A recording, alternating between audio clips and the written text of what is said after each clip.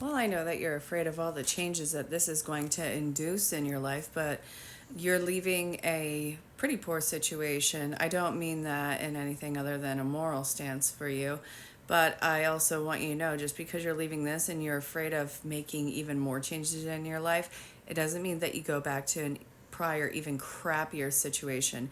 You know that you don't want to go back. You know that this would be going back to something that is incredibly restraining and it feels toxic and it really feels kind of like you're tied to this loser over here.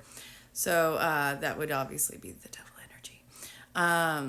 I do feel like you're dealing with a situation involving significant amount of liars and people who like to manipulate and create a sense of dire urgency. It's a false sense of dire urgency, but I also see that this is something where uh, your nerves are kind of getting the best of you and you don't really see a way forward. So your fear is starting to get you to retract and going back into a prior, even worse situation.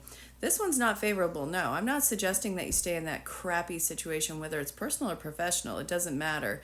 But don't go back to something just because you know the known hell that it is.